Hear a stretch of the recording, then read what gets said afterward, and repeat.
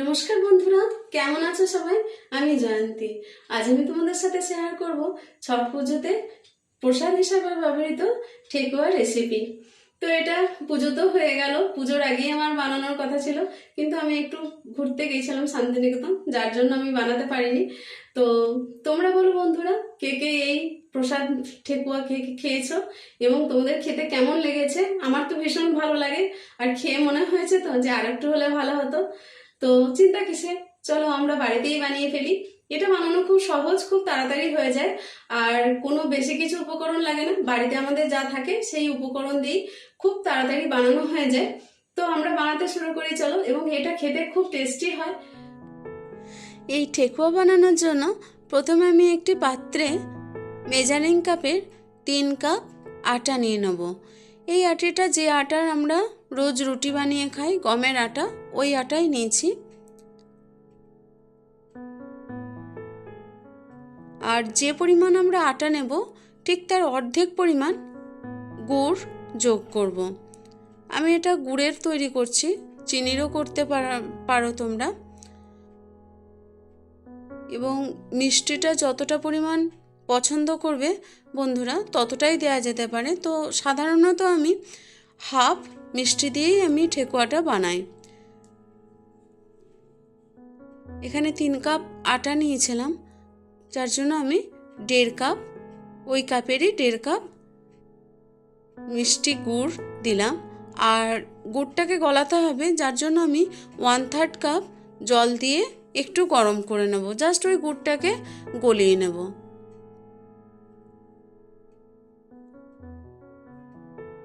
হয়ে গেছে বন্ধুরা, গুড় আমার রেডি।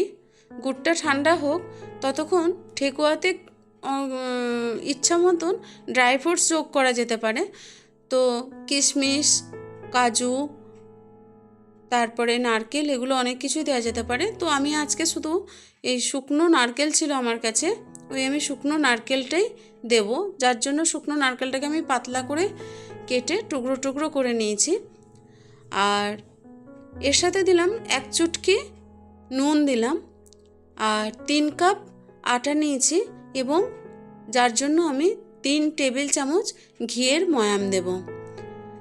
ঘি দিয়ে দিলাম বন্ধুরা। এরপরে এটাকে খুব ভালো করে ময়ামটাকে মিশিয়ে নেব।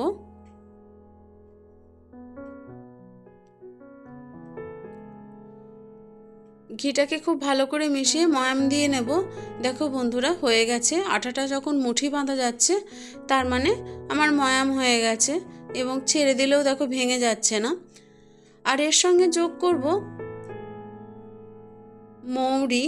1 চা চামচ আমি মৌরি নিয়েছি, এবং যেটা হাতে করে একটু দাবিয়ে দিয়ে এটাকে হালকা ক্রাশ করে নিয়ে আমি এটা যোগ করে দিলাম। অনেকে জোয়ানও ব্যবহার করে, তো আমি জোয়ান দিচ্ছি না, আমি শুধু মৌরি দিচ্ছি। আর ওই কুচিয়ে রাখা নারকেলগুলো এর সাথে দিয়ে ভালো করে মিশিয়ে নেব প্রথমে। তারপরে এই যে গুড়টা গলিয়ে রেখেছি, এই গুড়টা দিয়ে আস্তে আস্তে আটাটা আমি মাখিয়ে নেব।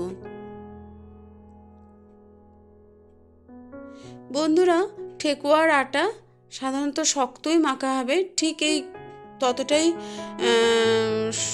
আমি এটাকে নরম করব যতক্ষণ একটা মুঠি বাঁধা যাবে, মানে বাইন্ডিং ফর্মে চলে আসবে, সেই পর্যন্তই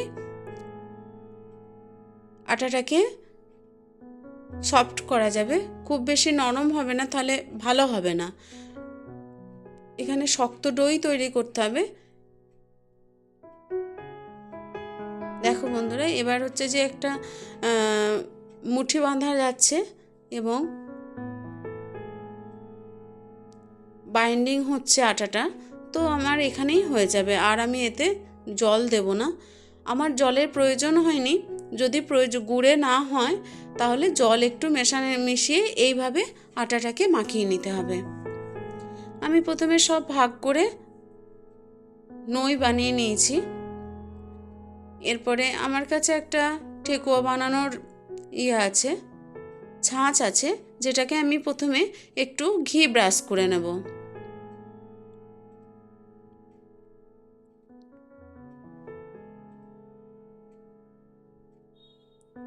এদিকে চলো, কড়াইয়ে তেল গরম করতে দিয়ে দিই। তেল বন্ধুরা খুব বেশি গরম হবে না, হালকাই গরম হবে। এবার ছাঁচের সাহায্যে আমি ঠেকুয়াগুলো শেপ দিয়ে নেব। ছাঁচ না থাকলেও বাড়িতেও এমনি হাতে করেও চ্যাপটা করেও করা যেতে পারে, কাঁটা চামচ দিয়েও। আগে যখন আমার কাছে ছাঁচ ছিল না তখন আমি চ্যাপটা চ্যাপটা করে কাঁটা চামচ দিয়ে বিভিন্ন ধরনের ডিজাইন বানিয়েও ঠেকুয়া বানিয়েছি। তো ছাঁচটা এখন আছে আমার কাছে, যার জন্য আমি ছাঁচেই তৈরি করছি। এইভাবে আমি খানিকগুলো ঠেকুয়ার ছাঁচের সাহায্যে প্রথমে তৈরি করে নেব।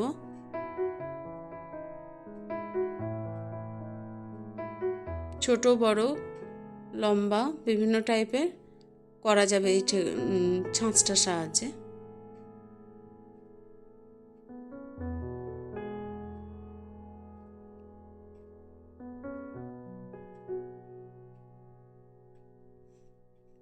এইভাবে প্রথমে কয়েকটা করে নিলাম। এদিকে তেল হালকা গরম হয়ে গেছে, খুব বেশি গরম হওয়ার আগেই আমি দিয়ে দেব, এবং ঠেকুয়াগুলো কম আঁচেই আমাকে ভাজতে হবে। এবং খুব তেলে দেওয়ার সঙ্গে সঙ্গে এটা খুব নরম হয়ে যায়, তো প্রথমেই এটাকে নাড়াবো না। একটু একটা পিঠ একটু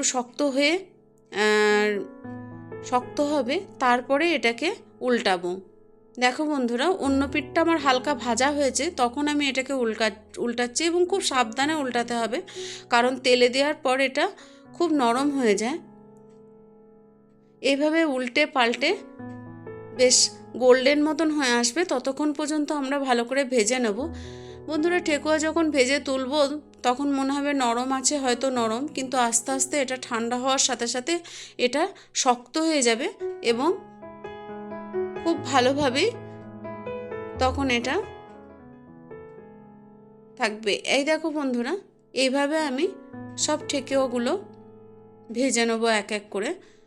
শুধু খেয়াল রাখতে হবে ঠেকুয়াটা দেওয়ার সঙ্গে সঙ্গে নাড়াতে, মানে উল্টাতে আসলে হবে না। এই দেখো বন্ধুরা, আমার বানানো হয়ে গেছে ঠেকুয়া। দেখো, আমি দুটো তিনটে ডিজাইনের করেছি, ছোট বড়।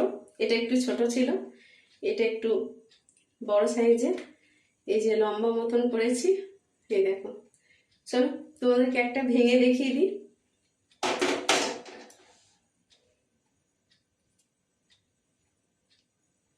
খেতে তো দারুণ ভালো হয়েছে।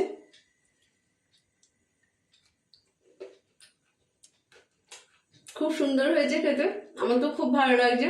আমি তো বলবো তোমরাও একদিন বাড়িতে বানিয়ে দেখো, খুব ভালো লাগবে খেতে। টাটা। থ্যাংক ইউ বন্ধুরা, ভিডিওটা শেষ পর্যন্ত দেখার জন্য অনেক অনেক ধন্যবাদ। সবাই খুব ভালো থেকো, সুস্থ থেকো, আনন্দ থেকো। দেখা হবে পরের একটি ভিডিওতে। Thank you.